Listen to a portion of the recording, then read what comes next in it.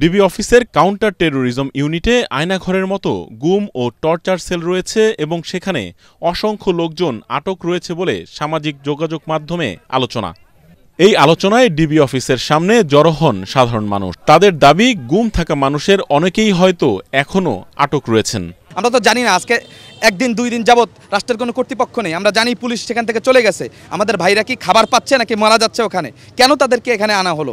আমরা এটার একটা সুষ্ঠু অবস্থান চাই, আমরা দেখতে চাই যে ওখানে কারা আছে। এজন্য আমরা এখানে অবস্থান নিয়েছি, আমাদের দাবিটা প্রকাশ করার জন্য, শান্তিপূর্ণ অবস্থান। 2023 সালের অক্টোবরে আমাকে গুম করা হয়।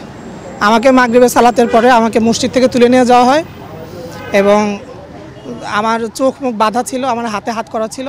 আমি জানতাম না কারা আমাকে তুলে নিছে। তো পরবর্তীতে আমাকে প্রায় 23 দিন কোনো একটা জায়গায় একটা টয়লেটের ভেতরে আমাকে আটকে রাখা হয়। এরপর সেনাবাহিনীর সদস্যদের নিয়ে পুরো ভবন তল্লাশি করেন সাধারণ ছাত্র ও হেফাজতে ইসলামের নেতারা। ভবনের প্রত্যেকটি ফ্লোর এবং রুমে তল্লাশি করা হয়। বন্দীদের যেখানে আটক রাখা হতো প্রত্যেকটি সেল ঘুরে ঘুরে দেখেন তারা।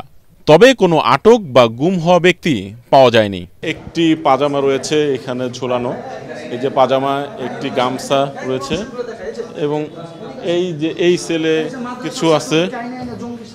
এখানে মাদ্রাসার ছাত্ররা ছিলেন। এখানে আরেকটি সেলের দিকে যাব, এখানেও ঠিক একটু এই দুইটি সেল একটু বড় অন্য সেলগুলোর চাইতে।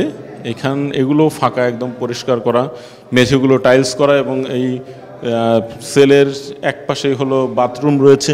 বাথরুমের এখানে আপনাদের একটু দেখানোর চেষ্টা করব। এখনও এখানে ব্রাশ, রেজার, একটি সাবান রয়েছে, একটি সরিষার তেলের বোতল রয়েছে। এছাড়া এইখানে একটি ক্রিম রয়েছে, এটি হলো অ্যানোস্টেট ক্রিম। এদিকে ডিবি অফিসে পরিষ্কার পরিচ্ছন্নতার কাজও করছেন সাধারণ ছাত্ররা। অফিসটির গেটে এবং দেয়ালে আন্দোলনের সময় বিভিন্ন লেখা মুছে নতুন গ্রাফিতির কাজ করা হচ্ছে। যে আমরা এই জায়গাটা সুন্দর করতেছি বা পরিষ্কার করতেছি, শুধু তা না, পরিষ্কার করার পর আমরা কেমন পুলিশ চাই বাংলাদেশে, নতুন বাংলাদেশের পুলিশ কেমন হবে। তারা যে এত বছর ধরে গুম করা, খুন করা, তারপরে ইল্লিগাল অ্যারেস্ট করা, এই যে ব্যাপার স্যাপারগুলো আমরা যে আমাদের বাংলাদেশে, নতুন বাংলাদেশে চাই না। আমরা চাই যে যারা পাপী তাদের বিচার হবে। পুলিশ, ডিবি বা কাউন্টার টেরোরিজম ইউনিট যেন সাধারণ মানুষের কল্যাণে কাজ করে এবং ক্ষমতার অপব্যবহার না করে, সেই দাবি তোলা হয়। ইয়াসিন রানা, এটিএন বাংলা, ঢাকা।